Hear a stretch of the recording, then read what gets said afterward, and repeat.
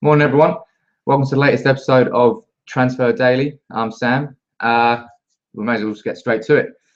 First of all, we want to talk with the latest update on Nicolas Otamendi, and this one's coming from Balag.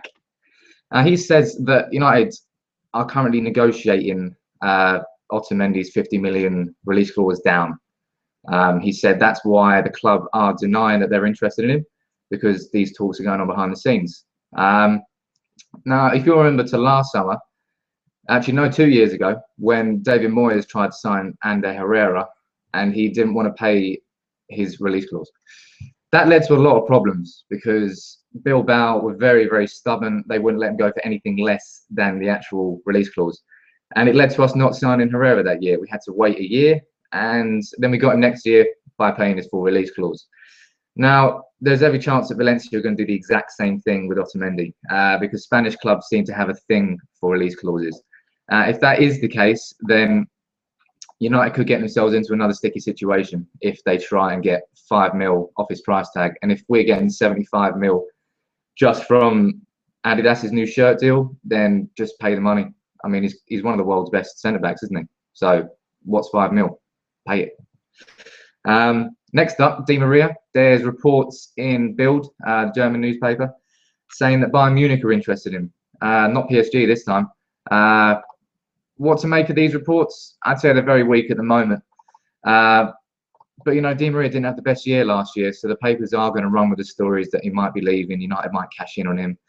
Personally, don't think he's going anywhere. I think if you make a club record signing, you definitely give him at least 1 more year. You don't just get rid of him after the first season.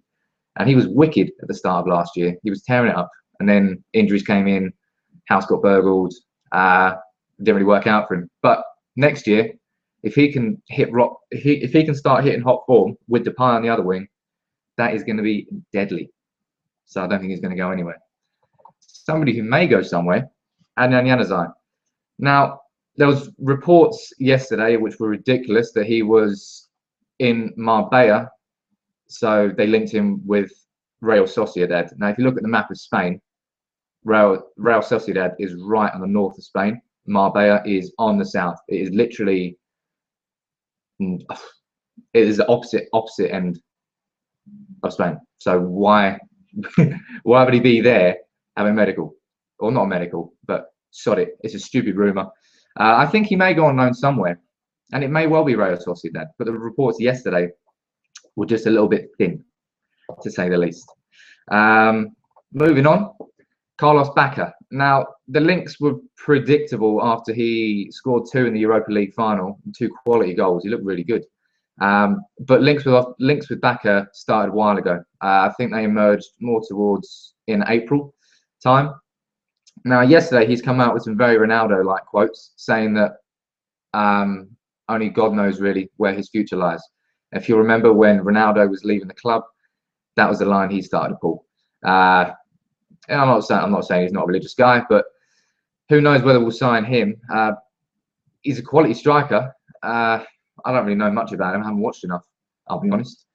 But he's just going to be one of many, many strikers that United are linked with over the next few months because, with Falcao out, with Van Persie not hitting top form, we do need a new striker. You saw when we signed Van Persie in 2012, after losing the league on goal difference, he came, banged in 20-odd goals. We won the league. Could somebody else do that this year? Let's hope so. One striker who won't be coming, Danny Ings. Mark Ogden from The Telegraph has reported that we are out of the race to sign him. Now it's up to Liverpool and Tottenham. He looks like a good player, but I think United, you've got to aim higher. He's had a great breakthrough season this year with Burnley. But is he going to be the world-class striker like Van Persie who comes in and leads the line? There's no guarantee of that. He has got great potential, but I'm not sure United can afford to sign a striker with potential this summer. They need to sign a ready-made world beater. They thought they had that in Falcao last year. But, yeah, that didn't quite work out. Yeah, and that's it for another UPTV Transfer Daily. So the Otamendi negotiations going on, that would be the biggest story.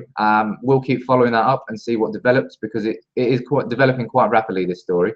But yeah, tune in tomorrow for another UPT Transfer Daily. See you later.